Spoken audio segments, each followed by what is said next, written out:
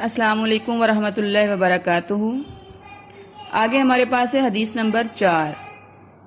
بسم اللہ الرحمن الرحیم۔ عن ابی ہریرہ رضی اللہ تعالیٰ عنہ، حضرت ابی ہریرہ رضی اللہ تعالیٰ عنہ سے روایت ہے، انا بشک رسول اللہ صلی اللہ علیہ وآلہ وسلم، رسول اللہ صلی اللہ علیہ وسلم نے فرمایا،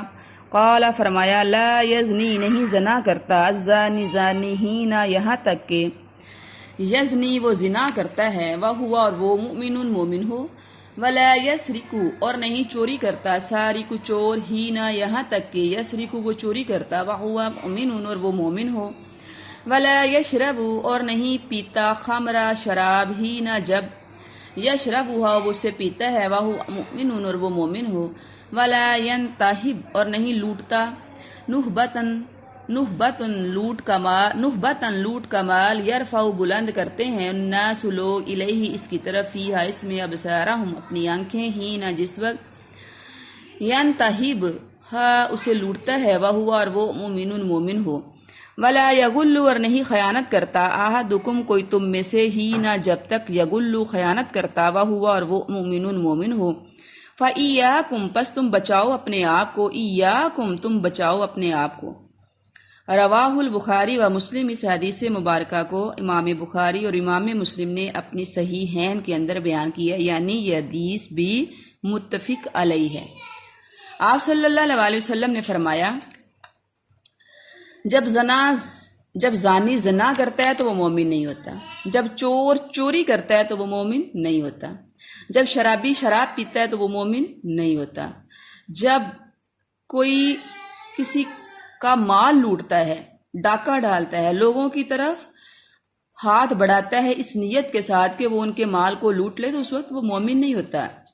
جب کوئی کسی کی امانت میں خیانت کرتا ہے تو ایسا کام کرتے ہوئے وہ مومن نہیں ہوتا۔ ان تمام معاشرتی برائیوں سے اللہ کے نبی صلی اللہ علیہ وسلم نے مومن اور مسلمان کو بچنے کی نصیحت کی ہے، تاکید کی ہے، 2 دفعہ فرمایا، فَإِيَّاكُمْ بس تم بچاؤ اپنے آپ کو، ایاکم تم بچاؤ اپنے آپ کو۔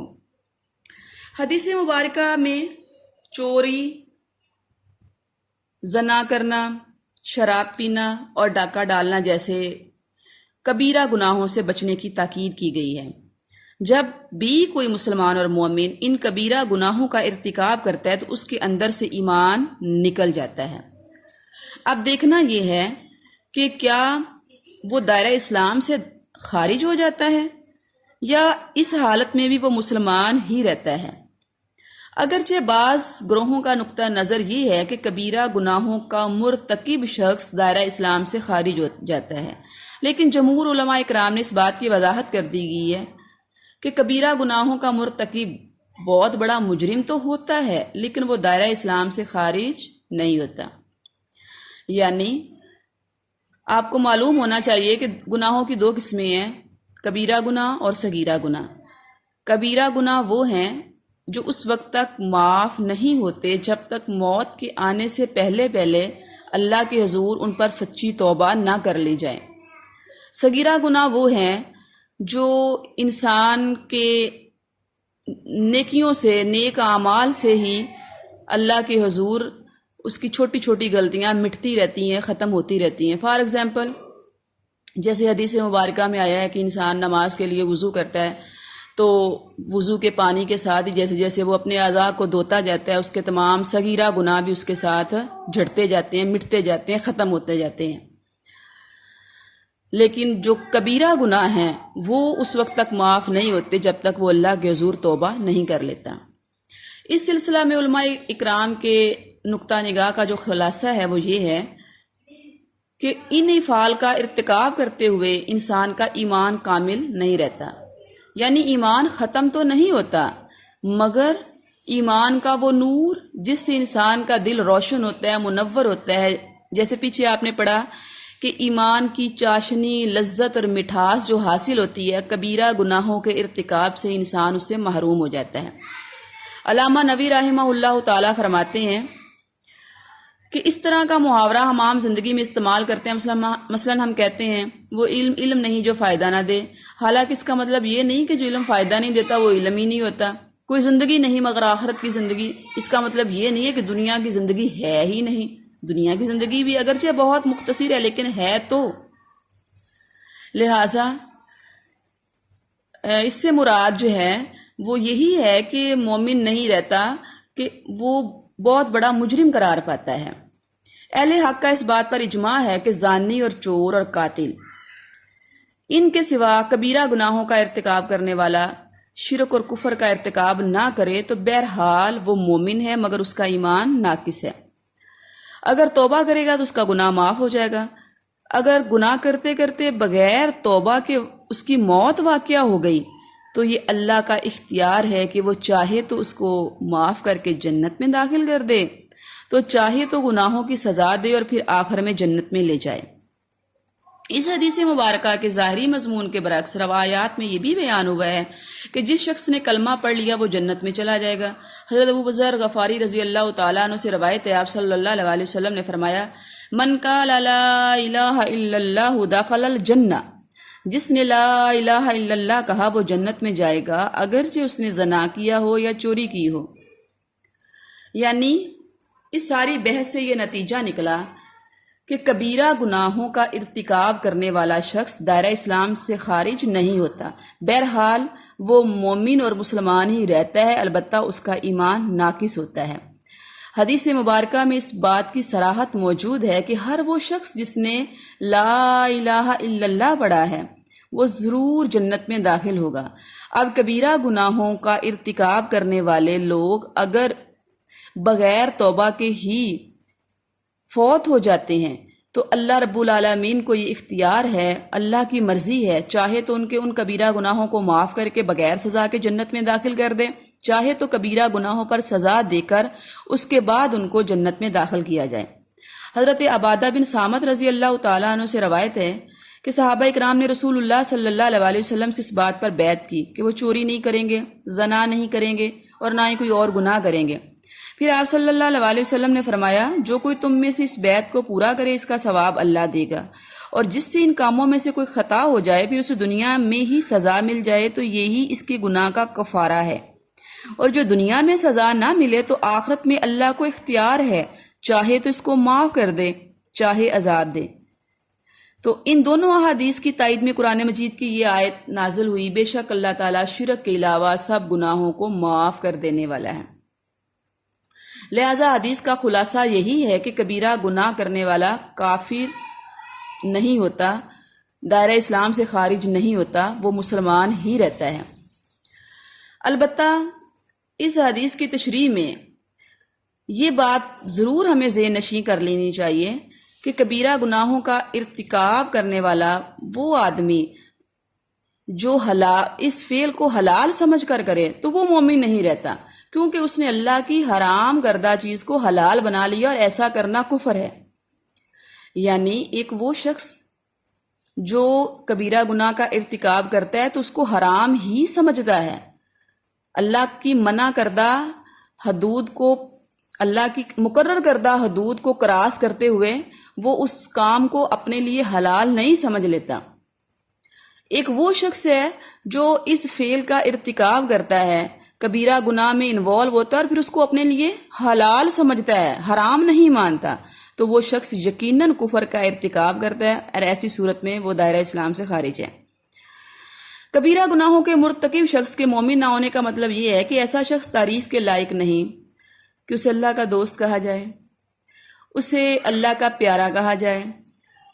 اسے اللہ کا محبوب مانا جائے۔ وہ شخص یقیناً کسی برے لقب کا ہی مستحق ہے۔ اس کو مومن کہنے کی بجائے چور کہا جائے، لٹیرا کہا جائے، ڈاکو کہا جائے، زانی کہا جائے یا بدماش کہا جائے۔ حضرت عبداللہ ابن عباس رضی اللہ تعالیٰ عنہ فرماتے ہیں، اس شخص کے دل سے ایمان کا نور ختم ہو جاتا ہے۔ جیسا کہ آپ کو یہ بھی معلوم ہے کہ انسان جب بھی کوئی گناہ کرتا ہے اس کے دل پر ایک سیاہ نقطہ پڑ جاتا ہے۔ اگر تو اس کو اپنی غلطی اور گناہ کا احساس ہو جائے، وہ اس پہ شرمندہ ہو جائے، اللہ کے حضور توبہ کر لے تو وہ سیاہ نقطہ مٹ جاتا ہے، اس کا دل پھر سے روشن اور منور ہو جاتا ہے۔ لیکن اگر وہ اپنے گناہوں پر اللہ کے حضور معافی طلب نہیں کرتا، شرمسار نہیں ہوتا، شرمندہ نہیں ہوتا، گناہ پر گناہ کرتا چلا جاتا ہے، تو یوں اس کے دل پر سیاہ دھبے بڑھتے جاتے ہیں اور دل جو ہے وہ سفیدی سے سیاہی میں تبدیل ہو جاتا ہے۔ سیاہ دل ہدایت کو قبول کرنے سے قاصر رہتا ہے، اسے ایمان کا نور نصیب نہیں ہوتا۔ تو کبیرہ گناہوں کے حوالہ سے بھی حدیث مبارکہ میں یہی بیان کیا گیا کہ وہ شخص جو زنا کا، چوری کا یا ڈکیتی کا مرتکب ہوتا ہے، وہ اپنے دل کو ایمان کے نور سے محروم کر لیتا ہے۔ مومن کے دل میں اللہ کے ذریعے اللہ تعالیٰ ایک مخصوص صلاحیت پیدا کرتے ہیں جس کے ذریعے وہ خیر اور شر، نیکی اور بدی، اچھے اور برے اخلاق میں فرق کرنے کے قابل ہو جاتا ہے۔ اسی چیز کو نور ایمان کہتے ہیں۔ مومن کو اللہ رب العالمین یہ ایبلٹی اور صلاحیت عطا فرما دیتے ہیں کہ وہ اچھے اور برے عمل میں فرق کرنے کے قابل ہو جاتا ہے۔ اسی لیے نبی علیہ الصلوۃ والسلام نے فرمایا، مومن کی فراست سے بچو کہ وہ اللہ کے دیے ہوئے نور سے معاملات کو دیکھتا ہے۔ لیکن کلمہ پڑھنے کے بعد جب کوئی شخص ان کبیر جرائم کا مرتکب ہوتا ہے تو وہ اس نور ایمان سے محروم ہو جاتا ہے، اس کی یہ صلاحیت چھن جاتی ہے، اسے خیر اور شر، غلط اور صحیح، نیکی اور بدی میں تمیز کرنے کی صلاحیت نہیں رہتی۔ انسان جب گناہوں کا مرتکب ہوتا ہے تو گویا ذہن سے یہ عقیدہ محو ہو جاتا ہے، یہ عقیدہ دب جاتا ہے کہ اللہ اسے دیکھ رہا ہے۔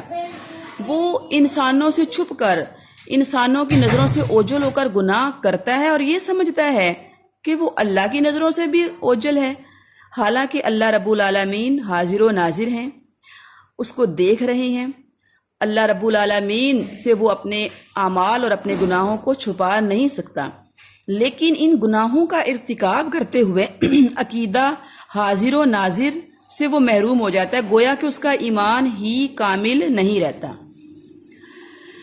تو جب ایمان کامل نہیں ہوگا، ان بڑے بڑے گناہوں کا وہ ارتکاب کرے گا تو یقیناً پھر دوسری برائیوں کو اختیار کرنے میں بھی وہ کوئی آر محسوس نہیں کرے گا۔ اس کے لیے باقی گناہوں میں انوالو ہونا، باقی برائیوں کے راستے پر چلنا بھی آسان سے آسان ہوتا چلا جائے گا۔ یوں انسان جب اپنے آپ کو کبیرہ اور بڑے گناہوں سے بچاتا ہے تو دیگر گناہوں سے بچنا بھی اس کے لیے آسان ہو جاتا ہے۔